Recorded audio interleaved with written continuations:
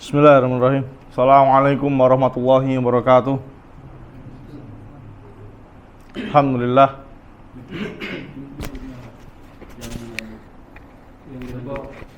Alhamdulillah hamdan katsiran thayyiban mubarakan fi kama yuhibbu rabbuna wa yarda. Asyhadu an la ilaha illallah wahdahu la syarikalah wa asyhadu anna Muhammadan abduhu wa rasuluhu la nabiyya wa rasula ba'dah. Qala Allah Ta'ala fil Qur'anil Karim, ya ayyuhalladzina amanu taqullaha haqqa tuqatih wa la tamutunna illa wa antum muslimun. Amma ba'du fa inna asdaqal hadithi kitabullah wa khairul hadi Muhammadin sallallahu alaihi wasallam wa syarrul umuri muhdatsatuha fa inna kulla muhdatsatin bid'ah. Alhamdulillah, kita bersyukur kepada Allah Subhanahu wa taala yang telah mempertemukan kita di kesempatan pagi hari yang penuh dengan keberkahan ini dalam rangka untuk melaksanakan kewajiban kita sebagai seorang mukmin, sebagai seorang muslim dan muslimah, seperti yang disabdakan oleh Nabi Muhammad SAW, talabul ilmi faridatun ala kulli muslim. Menuntut ilmu itu hukumnya wajib bagi setiap muslim wa muslimah dan muslimah. Karena ilmu adalah pokok dari segala kebaikan. Seperti yang dikatakan oleh Imam Syafi'i dalam kitab salah satu usul, al-ilmu qabla qauli wal amal. Berilmu dulu sebelum berkata dan beramal. Dan alhamdulillah atas kemudahan dan fasilitas dari Allah Subhanahu wa taala, kita bisa melanjutkan pembahasan kita pada kitab Tauhid karya Syekh Muhammad At-Tamimi rahimallahu taala. Kita memasuki bab yang ke-27 ya kalau tidak salah. Bab yang ke-27 tentang tiarah atau beranggapan sial.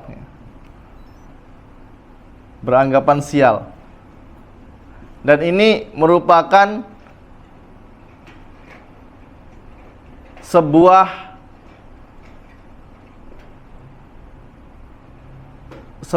apa ya?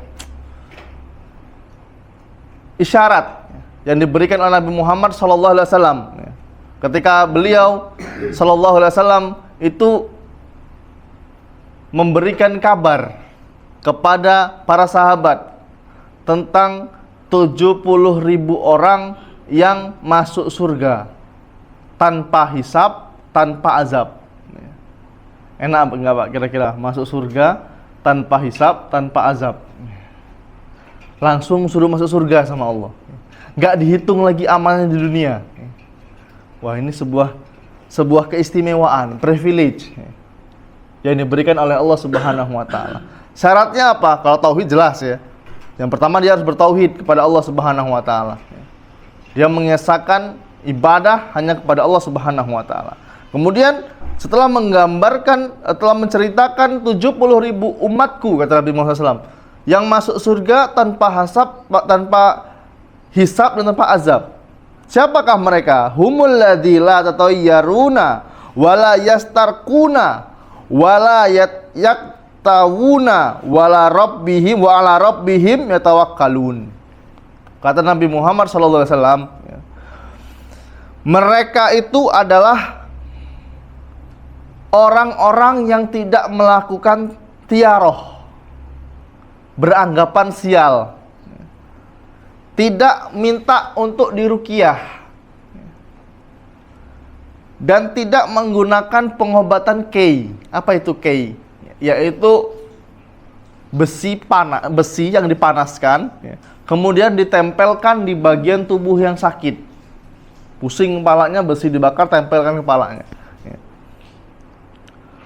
Wa ala rabbihim yatawakkalun, dan hanya kepada Rabb mereka itu bertawakal.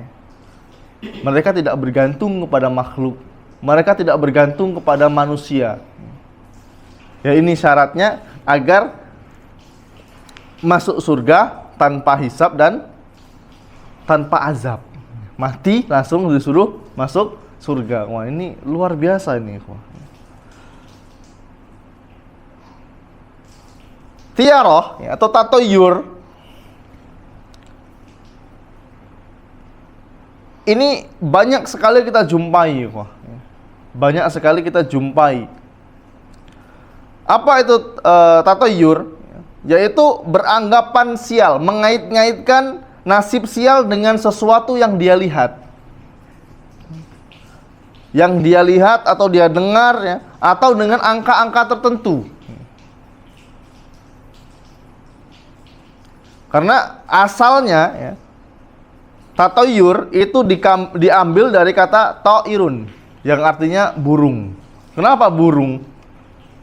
Ya karena orang-orang jahiliyah di zaman dahulu ketika mereka mau safar, ini mereka pakai burung tertentu. Pakai burung, ya. Kemudian mereka melepaskan. Burungnya ini dipegang, dilepaskan. Kalau burungnya terbang ke sebelah kanan, ya, maka bagus nasibnya nanti. Biasanya ini kalau mau dagang, ya.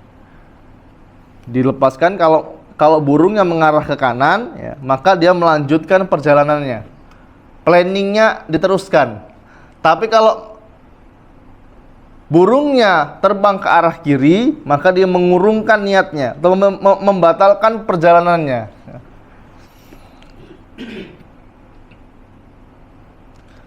Dan orang-orang di zaman dahulu, ya orang-orang Arab khususnya Arab jahiliyah, ya, dia mengaitkan ya, jadi atau tidaknya safar ini ya, karena burung, dengan melihat burung. Nah, dari situlah muncul kata tatoyur. Itu mengaitkan kegiatan mereka dengan burung. Kemudian kata tatoyur ini ya, meluas menjadi sesuatu yang lebih umum. Menjadi sesuatu yang lebih umum. Dengan cara apa? Ya, dengan mengaitkan sesuatu yang beranggapan sial dengan kalimat tatoyur. Nah kan Nabi Muhammad SAW, ya, beliau pernah bersabda, ya, at-tiyaratu syirkun, kata Nabi Muhammad SAW. Tiaroh itu syirik. Apakah cukup sekali? Enggak. Ditambah lagi dengan Nabi Muhammad SAW. At-tiyaratu syirkun. At-tiyaratu syirkun. 3 kali beliau mengatakan. Tiaroh itu syirik. Tiaroh itu syirik. Tambah sekali lagi. At-tiyaratu syirkun. Tiaroh itu syirik. Seperti yang saya sampaikan di awal tadi, ikhwan. Ini sesuatu yang harus diluruskan. Sesuatu yang harus diluruskan. Karena di tanah air kita ini, ya, di daerah kita itu praktek tatoyur sangat banyak. Praktek tatoyur itu sangat banyak. Atau mungkin kita baru-baru ini ya dengar kalimat tatoyur, ya. Atau yang lebih umum kita dengar itu dengan kalimat pamali. Kalau wong Jawa itu apa ya? Ora ilok. Wah, ora ilok. Ya emang kalimatnya bagus. Ora ilo itu artinya nggak bagus gitu. Bagus ini kalimatnya. Cuman dia mengaitkan sesuatu dengan kesialan. Nah, ini permasalahannya. Padahal ikhwan, perbuatan tersebut menjadikan hidup seseorang ini menjadi lebih sulit, repot urusannya.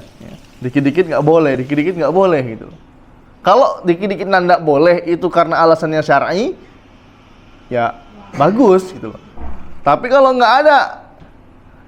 tidak ada asal usulnya, ya inilah yang disebut dengan tatoyur. Yang sering kita jumpai apa? Menganggap sial angka 13. Pernah lihat nggak tuh? Pernah menganggap sial angka 13. Dan ini ya, berasal dari orang-orang di luar agama Islam. Angka 13 ini. Dari mana asalnya kira-kira ikhwah? Angka 13 jadi angka yang sial. Nggak mau pakai nomor 13, nanti sial saya. Biasanya itu di hotel. Di hotel ini nggak ada angka 13. Kalau antum pernah masuk hotel yang tinggi, yang gedungnya itu lebih dari 10 lantai, biasanya nggak ada angka 13. Takut sial. Kemudian di pesawat nggak ada kursi 13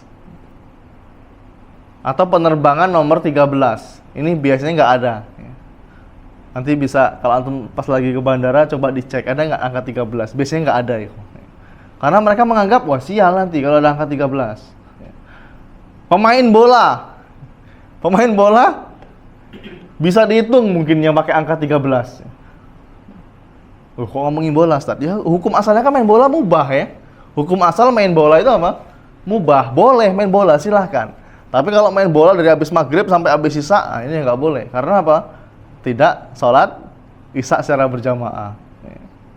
Dia lebih mentingkan sesuatu yang mubah daripada sesuatu yang wajib. Ini sering kita ingatkan teman-teman yang suka main futsal, yang main bola. Ya, hukum asalnya boleh, monggo silahkan. Tapi kalau sudah meninggalkan sesuatu yang wajib, nah ini jadi haram. Nah, biasanya pemain bola, ya, teman-teman kita yang hobi main bola, saudara-saudara kita kaum muslimin, dia nggak mau pakai nomor 13. Ya. Nah kalau bisa antum yang suka main bola, antum patahkan statement ini. Ya. Pakai jersey nomor 13, nggak apa-apa. Ya. Nggak ada hubungannya itu loh dengan wah antum pakai nomor angka 13 berarti nggak bisa nyetak gol nanti. Ini nggak ada sama sekali hubungannya. Ya. Karena ini dianggap membawa sial kepada klub yang dia bela. Ya.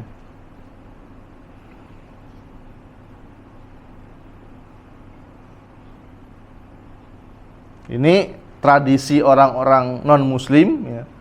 Tradisi orang-orang di luar agama Islam ya, yang dibawa oleh saudara-saudara kita di kalangan kaum muslimin. Anggap sial nomor 13. Dan sesuatu yang harus diluruskan lagi, diantaranya apa yang sering kita lihat ya. Wanita hamil ya, suaminya nggak boleh keluar kamar mandi dengan melilitkan anduk. Ini biasanya nih apa ya? Suku-suku tertentu sih. Ada orang pribumi kita nggak percaya seperti ini, kayak ini nggak percaya dia. Orang Lubuk Linggau jarang percaya kayak gini.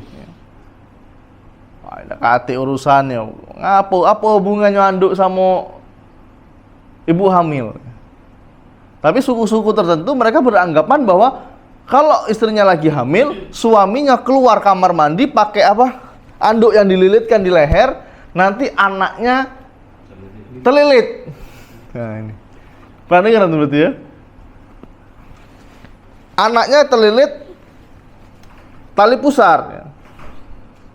Ya ini sesuatu yang tidak masuk akal nih, sesuatu yang nggak masuk akal dan ini harus diluruskan,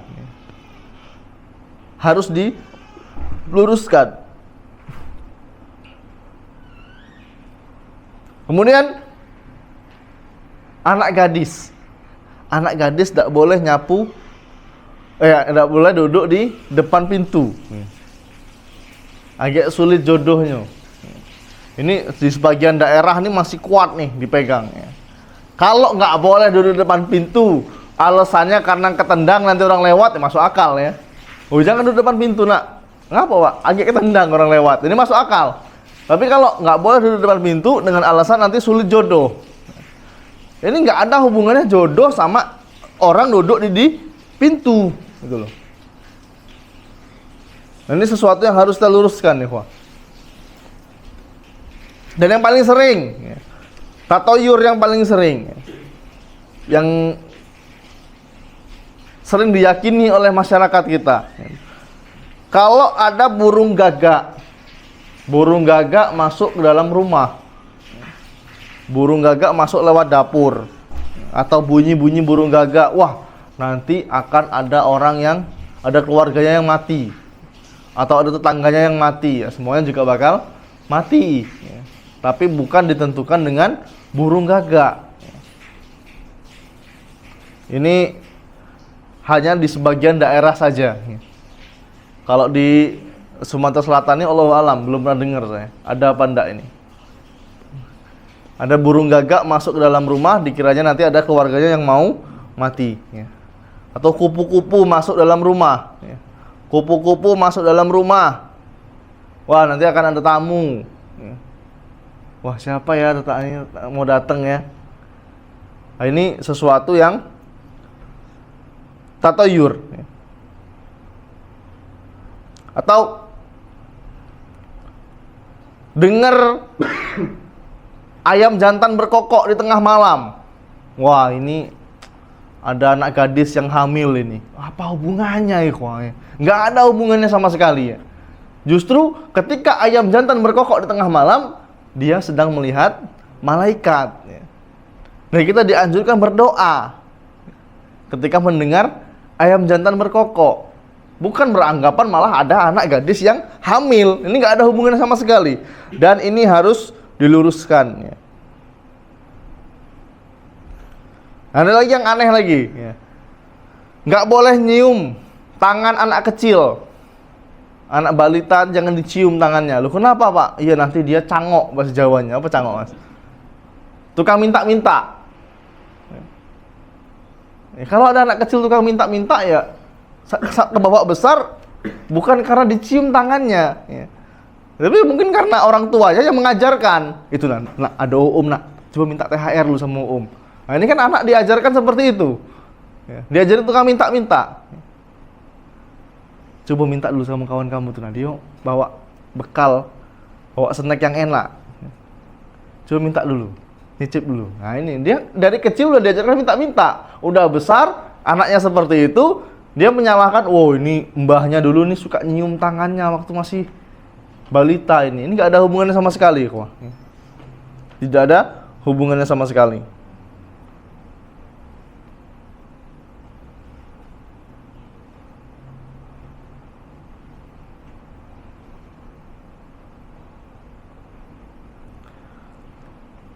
Ada lagi, ya, yang beranggapan anak gadis, ya, itu nggak boleh makan sayap ayam. Nggak boleh makan sayap ayam. Kenapa nggak boleh? Ya, nanti dia akan dibawa jauh dari tempat tinggalnya oleh pasangannya, oleh suaminya, ya. Anak gadis Lubuk Linggau, ya, nggak boleh makan sayap. Loh, kenapa? Nanti dibawa suaminya ke Papua, ya. Terserah dia, suaminya mau bawa kemana, ya. Ini anggapan-anggapan yang batil, ya. Dia menganggap sial, ya. Kemudian, ikhwan fillah azanallahu wa iyyakum, apa hukum dari tiaroh sendiri, ya? Tiaroh, ya, atau beranggapan sial itu syirik jelas, ya. Tapi bisa menjadi syirkun akbar, ya. Bisa mengeluarkan dari Islam kalau dia meyakini, ya, benda-benda tersebut, ya, yang menciptakan kesialan atau keburukan selain Allah Subhanahu wa Ta'ala. Kalau dia meyakini, ya, burung gagak atau apalah tadi itu yang menjadi sebab kesialannya, ya, maka ini bisa menjerumuskan dia pada perbuatan syirkun akbar.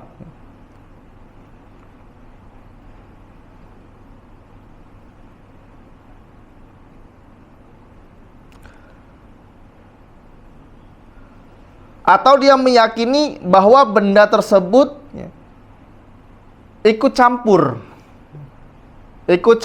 urusan Allah dalam mendatangkan kesialan.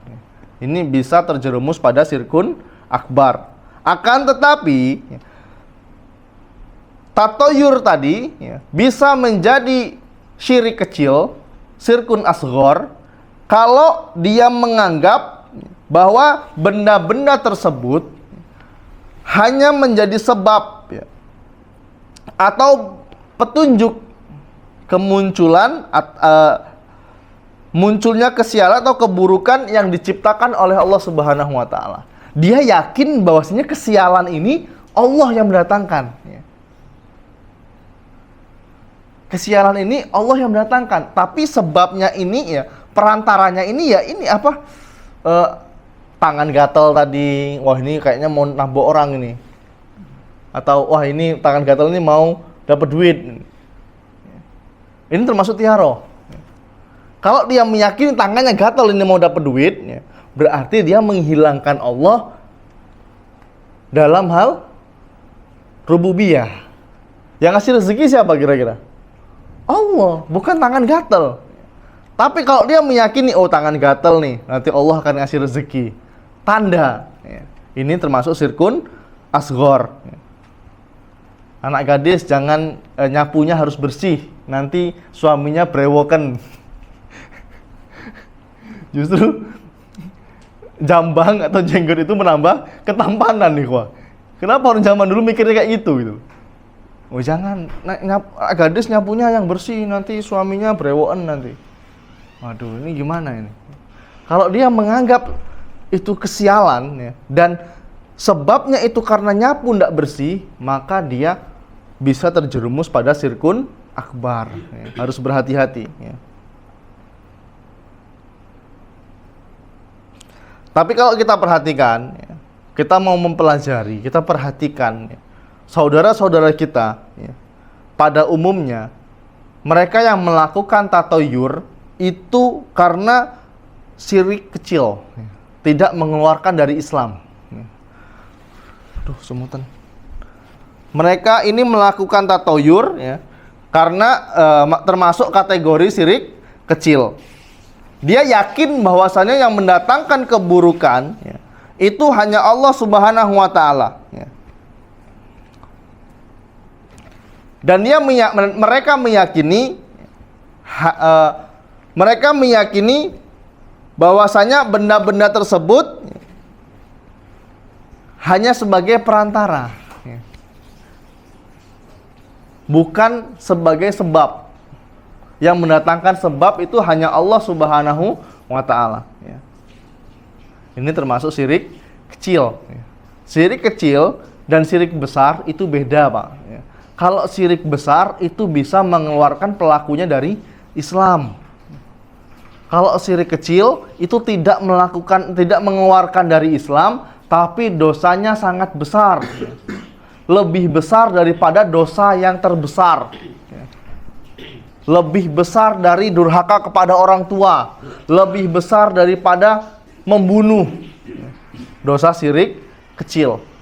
Tapi dia masih beragama Islam. Tapi kalau jelas dia menyembah pohon, ya, dia menyembah kuburan, ya, kita berlepas diri. Kita berlepas diri kepada orang yang melakukan kesyirikan. Ini harus kita pahami.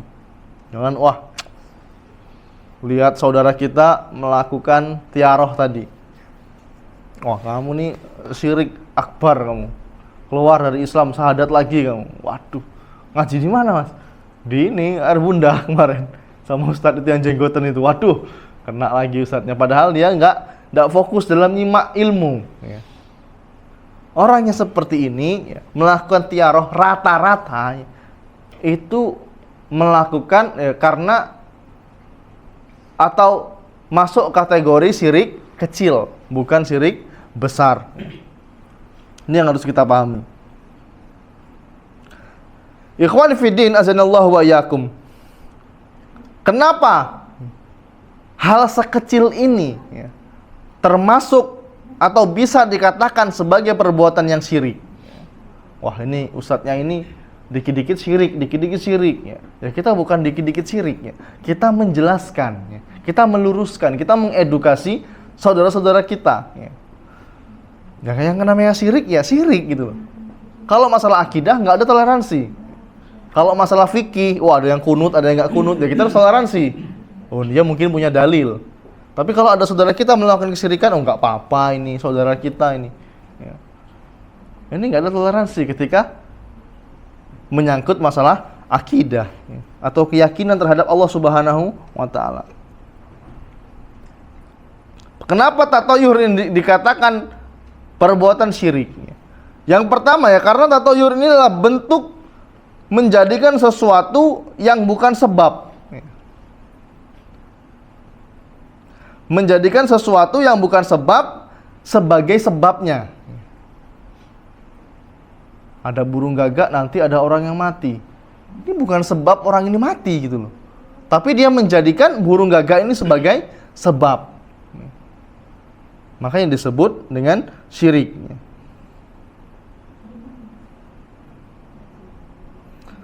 Seperti tadi, seorang suami istrinya lagi hamil, keluar kamar mandi pakai anduk dililitkan di leher. Nggak boleh loh, kenapa? Nanti anaknya terlilit tali pusar. Apa hubungannya antara anduk dan tali pusar? Ini ikhwan fillah azanallahu wa iyyakum. Tauhid itu milik orang-orang yang berakal, ikhwan. Tauhid ini milik orang-orang yang berakal. Kalau akalnya lurus, sehat, ya, pasti dia nggak beranggapan seperti itu. Ini nggak ada hubungannya sama sekali.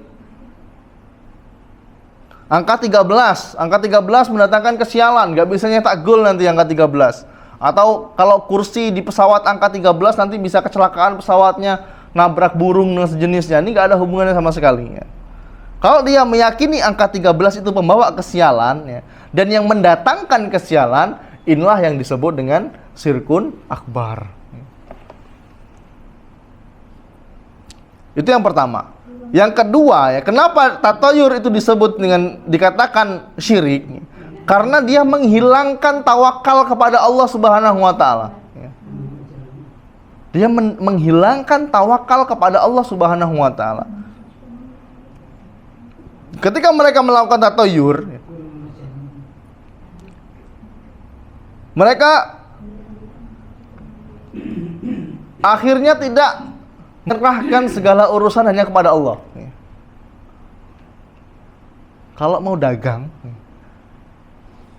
ya bismillah, keluar rumah. Bismillahirrahmanirrahim, Allahi la haula wala quwata illa billah. Udah keluar aman gitu. Baca doa keluar rumah. Tapi kalau orang yang melakukan tatoyur, dia tergantung dengan burung tadi. Burung yang dipegang dilepaskan. Kalau burung yang terbang ke arah kanan, dia lanjut berdagang misalnya. Kalau burung yang ke arah kiri, dia nggak jadi dagang. Jadi tawakalnya, urusannya diserahkan sama siapa? Burung. Dan ini masalahnya, ikhwah. Ini yang menjadi sebab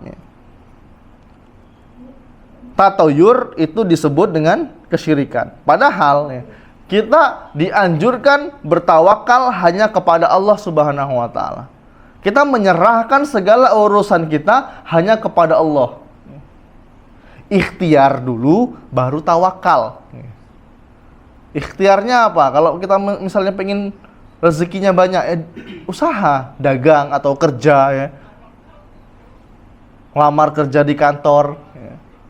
Atau jualan, ini ikhtiar namanya. Kalau sehari penghasilannya 100.000, ya itu rezeki dia. Ya. Bukan karena burung. Wah, ini nih gara-gara tadi nih. Tadi burungnya arah kiri, itulah rezeki aku jadi yang seharusnya 100.000 jadi 25.000. Dia nyalahkan burung. Dia menganggap burung ini yang mendatangkan kesialan.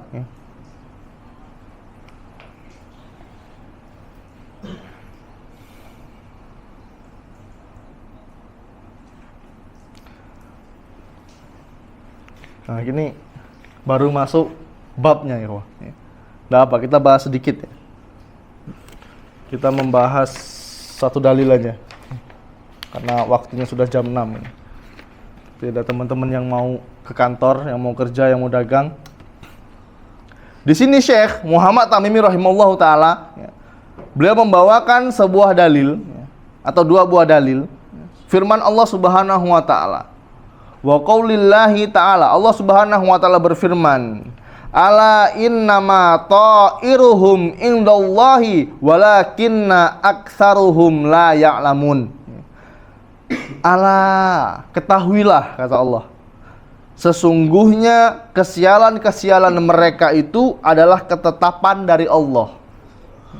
Akan tetapi kebanyakan mereka itu tidak mengetahui. Kemudian Allah Subhanahu wa taala juga berfirman, qalu ta'irukum ma'akum. Ya.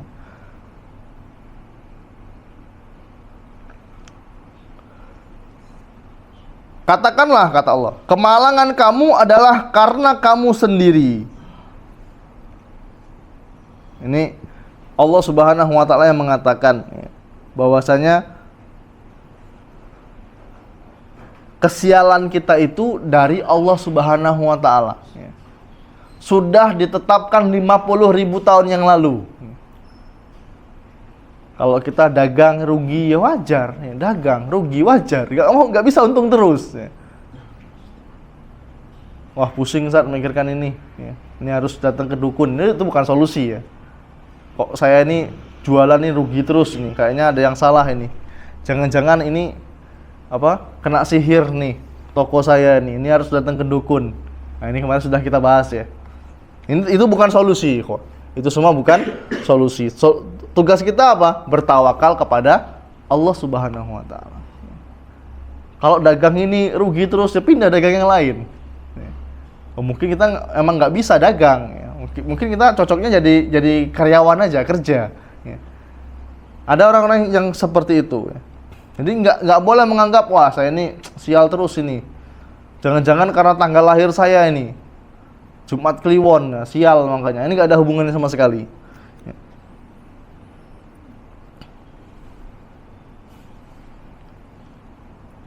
Dan dari ayat di atas, dari ayat yang kita bacakan tadi, diketahui bahwa istilah tatoyur itu sudah digunakan di zaman musyrikin. Di zaman orang-orang sebelum Nabi Muhammad SAW, di zaman Nabi Musa alaihissalam, Allah Subhanahu wa taala berfirman, fa iza ja'athumul hasanatu qalu lana hadhihi wa in tusibhum sayyi'atun yatayyiru bi Musa wa man ma'ahu ala innama ta'iruhum indallahi walakinna aktsaruhum la ya'lamun. Ini surat Al-A'raf ayat 131.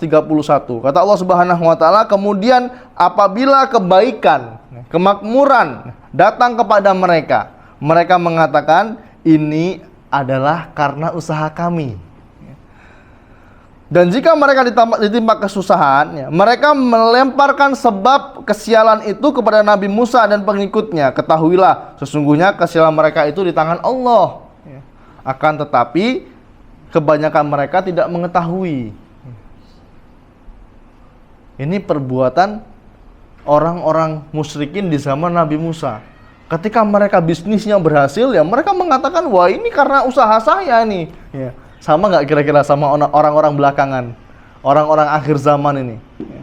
Ketika bisnisnya lagi naik, wah ini karena saya kerja keras, saya sekolah manajemen bisnis, ya. Saya bisa mengelola bisnis, ya.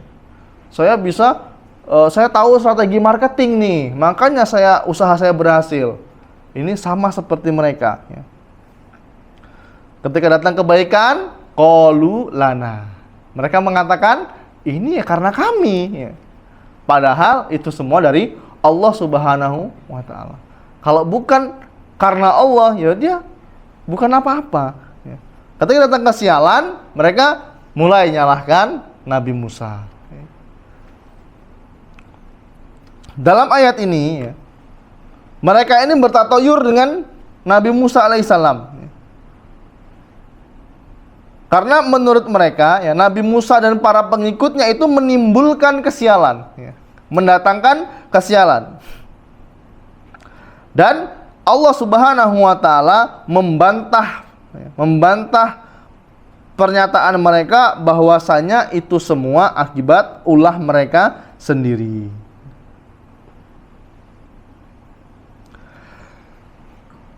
Ala kulli hal, di dalam Islam tidak ada kesialan kecuali karena maksiat, dan tidak ada keburukan kecuali karena dosa-dosa kita sendiri. Karena kemaksiatan yang kita lakukan itulah kesialan. Jadi jangan menyalahkan yang lain. Kalau mau menyalahkan, salahkan diri kita sendiri. Oh, usaha kita ini gagal karena apa? Oh, sial ini gara-gara nerima si fulan ini jadi karyawan saya. Makanya semenjak kamu datang ini sial terus saya. Padahal bisa jadi dia menahan hak orang lain. Dia menahan rezeki orang lain yang Allah berikan melalui dia. Nah, ini bisa mendatangkan kesialan. Hati-hati, ikhwah. Allah Subhanahu wa taala berfirman, "Ma asabakum min musibatin fabima kasabat aydikum wa ya'fu an katsirin." Dan apa saja musibah yang menimpa kamu, maka adalah disebabkan oleh perbuatanmu, perbuatan tanganmu sendiri.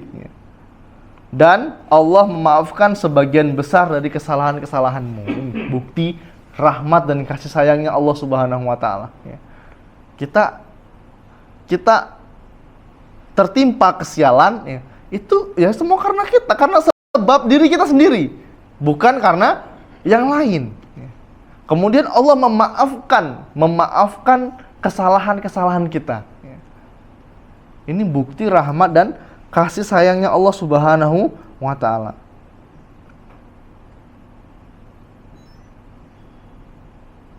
Dan perlu kita ketahui, ikhwan fillah azinallahu wa iyyakum, ya. Kita cukupkan dulu, insyaallah kita lanjutkan pada pertemuan yang akan datang, ya. Kita perlu kita ketahui bahwasanya dalam Islam, ya, tidak ada kesialan karena hari, ya, karena waktu, tempat, angka, ya, ataupun karena hewan, ya. Nggak ada dalam Islam seperti ini. Oh, jangan nikah bulan Suro, bulan Muharram, nanti sial rumah tanggamu. Ini nggak ada hubungannya sama sekali, ya. Kalau bisa dipatahkan, seperti Aisyah radhiyallahu anha, ketika beliau menceritakan Nabi Muhammad SAW menikahinya itu bulan Syawal. Kenapa bulan Syawal? Karena di zaman itu, ya, bulan Syawal adalah bulan yang dianggap sial. Kalau di zaman kita ini ya bulan Suro tadi, bulan Muharram. Kasihan yang punya wedding organizer, sepi bulan Muharram. Kasihan. Mereka menganggap sial bulan Suro, ya, bahasa kita ini bulan Suro, ya. Bulan Suro ini sial, jangan nikah bulan Suro, kayak ribut rumah tangganya, berantem terus, kacau. Ya. Padahal nggak ada hubungan sama sekali. Nabi Muhammad SAW menikahi Aisyah radhiyallahu anha bulan Syawal, dan serumah atau menggaulinya 3 tahun ke depan itu di bulan Syawal. Ya. Jadi kalau tauhid kita benar, ya, kita nggak akan khawatir lagi. Kita cuma ketawa aja kalau ketemu hal-hal seperti ini, ya. Oh, jangan ya, kayak sial. Ya. Pakai baju terbalik. Apa kalau pakai baju terbalik? Jangan pakai baju terbalik, nanti kesasar atau kebalikannya. Kalau masuk hutan, naik gunung, itu bajunya dibalik biar nggak kesasar. Nah, ya ini. Biar nggak kesasar. Apa hubungannya kesasar sama baju kebalik? Ya. Ini logika kita bermain di sana, ikhwah. Ya. Kalau dia keluar jalur, kalau naik gunung, teman-teman suka naik gunung kan ada jalurnya, ya, ada jalurnya. Kalau keluar jalur masuk semak-semak, wajar dia kesasar, ya. Nggak usah dibalik pun bajunya pasti kesasar dia. Ya. Wallahu a'lam bishawab. Insyaallah kita lanjutkan pada pertemuan yang akan datang. Ada beberapa dalil yang terdapat dalam bab ini, ya, insyaallah kita lanjutkan. Semoga Allah mudahkan. Ya. Jika ada kebaikan itu datangnya dari Allah Subhanahu wa taala, jika ada keburukan itu datangnya dari saya pribadi dan bisikan syaitan yang terkutuk. Kami akhiri subhanakallahumma bihamdika asyhadu alla ilaha illa anta astaghfiruka wa atubu ilaik. Assalamualaikum warahmatullahi wabarakatuh.